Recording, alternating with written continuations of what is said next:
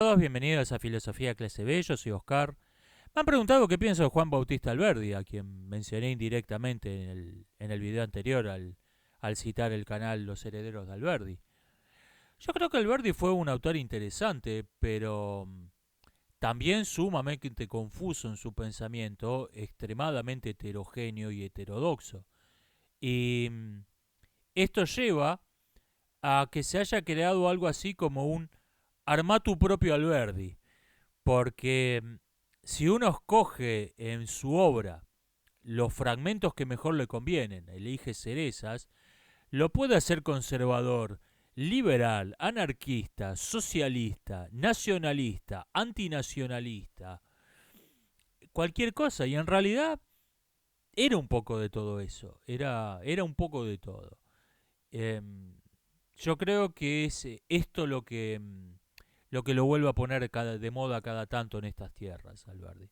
Un autor muy poco conocido, muy poco influyente fuera del país.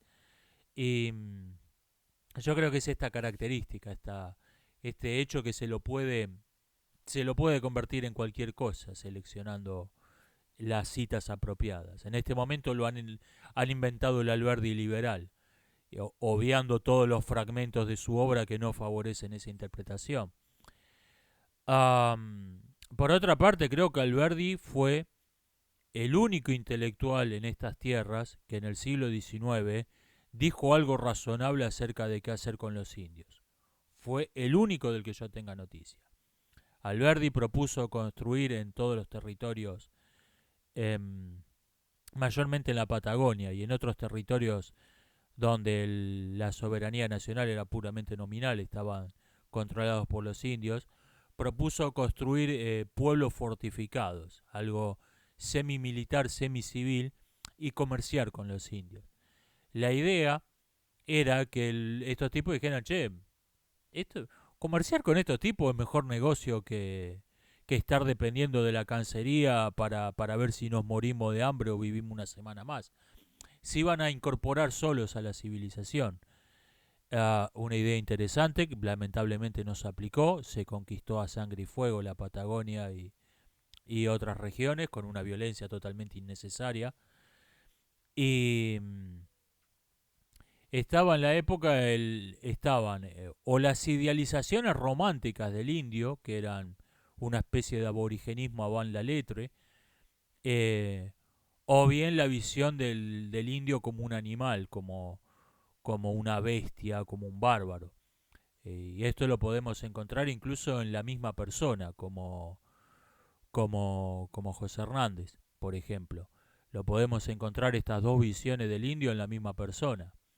O sea, el indio era un, era un buen salvaje, un ser que vivía en la naturaleza, descontaminado de los males de la civilización, gozando de una libertad salvaje, hasta que lo reclutaba como mercenario la Santa Federación. Ahí pasaba a ser simplemente un hijo de puta.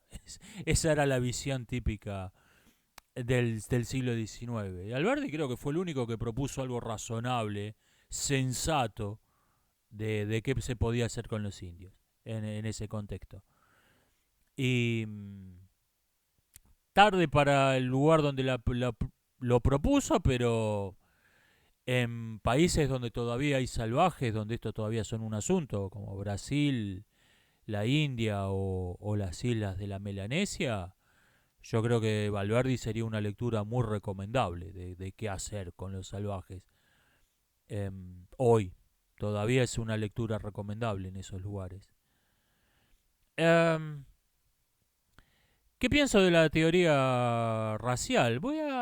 Estuve anoche me puse a escribir un guión. Voy a hacer un video sobre este tema porque no es una historia conocida la del, la de la doctrina racial y debe ser conocida. No porque tenga algún valor la teoría, sino para saber de qué estamos hablando.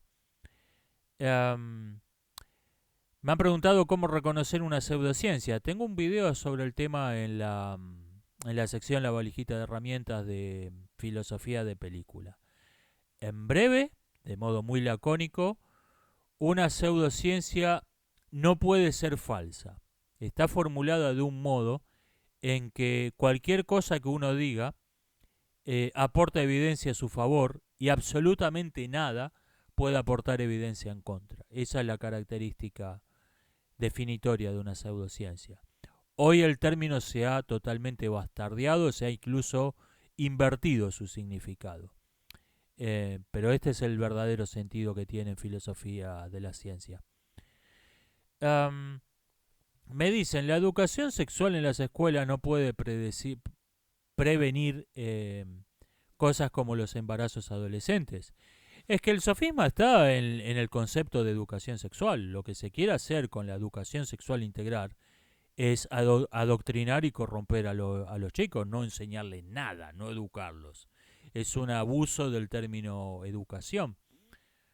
Hoy es normal, y me refiero a normal estadístico, no normal saludable, normal en la acepción de estadística, de normal estadístico, es normal que un muchacho, una chica de 20 años, no sepa lo que sabía unas décadas atrás un niño de 10 sobre el sexo. Y el pajarito pone una semillita y la semillita crece. Esto hoy es normal que personas de 20 años no lo sepan. Y normal, repito, no estoy hablando de normal saludable, estamos hablando claramente de una situación obviamente patológica en lo social y en lo cultural. Lo que llaman la educación sexual integral, por ejemplo, no busca prevenir la patología de las perversiones sexuales, sino fomentarla, alentarla. Es esto es criminal, y estoy hablando literalmente. Es intentar producirle a un niño un trastorno mental intencionalmente, es de modo inconfundible abuso infantil. No es algo que tengo intención de polemizar, de discutir. Esto es indudablemente abuso infantil. No es un tema que esté dispuesto a debatir esto. Repito, enseñarle a los niños de los pajaritos de la semillita me parece que está perfecto. Me dicen, en la antigüedad había tantos niños porque no conocían la anticoncepción. Sí la conocían. O sea, de modo... Conocían técnicas para tener sexo sin embarazo. La fecha del mes, algunas prácticas que no vale la pena de entrar en detalles. Lo que pasa es que los antiguos tenían 5 o 6 hijos para que sobrevivieran dos o tres, porque la tasa de mortandad infantil era espantosa, era espeluznante. Se morían el 50% o más de los chicos. Esa era la razón por la que tenían tantos hijos. Me preguntan a alguien qué pienso de vacunarse, que él tiene que hacerlo por no sé qué asunto. Es su decisión. Es su decisión. Yo ni pienso. Yo hoy en día, lo que llaman la vacuna china, ni que me amenacen con ir preso. Prefiero ir preso. Antes que inyectarme una cosa que saben Dios y Winnie Pooh que tiene esa jeringa adentro. Cuando se empezó a vacunar en Argentina la vacuna rusa, los estudios científicos que se hicieron localmente mostraban que 8 personas de 1000 mostraron complicaciones de salud grave. Esto es más que las de la propia enfermedad. O sea, si me daban a elegir, yo prefería que me inyectaran el coronavirus y no esa cosa. Y estamos hablando de la rusa, de la vacuna rusa, que no es la que están inyectando ahora. Es su decisión, yo ni loco. Alguien me dice que tiene un amigo progre que dice que mencionó el marxismo cultural, se rió y le dijo que el marxismo cultural es una teoría conspirativa que inventó Laje. ¿Sí? Y después su amigo va a leer a Gramsci y ahí él aprende lo que es el marxismo cultural. Está muy bien esto. Este comportamiento, en mi opinión, es el rasgo que define a un culto, que define un pensamiento sectario. Se han hecho varias checklists de 8, 20, 50 preguntas para saber si un grupo es un culto. Yo les voy a proponer una pregunta. Si ustedes están en un grupo de cualquier tipo, cultural, ideológico, religioso, club de fan del manga japonés, lo que sea. Ustedes están en un grupo y tienen la duda, ¿esto es un culto? Háganse una pregunta. Una, ¿hay algo que se converse normalmente en el grupo?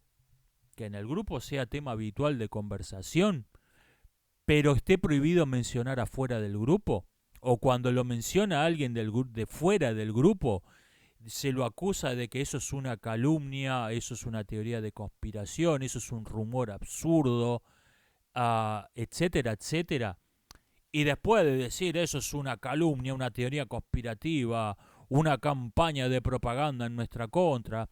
Ok, ¿de qué estábamos hablando? Ah, sí, esto, sobre este asunto, o sea, lo que se habla, lo que se niega para afuera es un tema de conversación habitual adentro. Si la respuesta es sí, ustedes están metidos en un culto. Ustedes están metidos en una secta. Partido político puede ser una empresa de venta piramidal, un partido político, una religión, un club de fans, un grupo, una organización que supuestamente defiende los derechos de no sé quién, ah, gente, obra de caridad, puede adoptar cualquier forma. Si ustedes están en un grupo donde internamente se habla de algo que está prohibido decir afuera y que se niega enfáticamente cuando lo dice alguien de afuera, eso es un culto, eso es una secta. Am, Ejemplo, si se puede hablar de la guerra cultural adentro y cuando lo menciona alguien de afuera, eso es una ridícula, ja, ja, ja, eso es una ridícula teoría conspiranoica que inventó Laje. Por ejemplo, ese es un partido que funciona como un culto, sí, donde se hace esto. Y voy a ir cortando por acá. Nos estamos viendo hasta la próxima.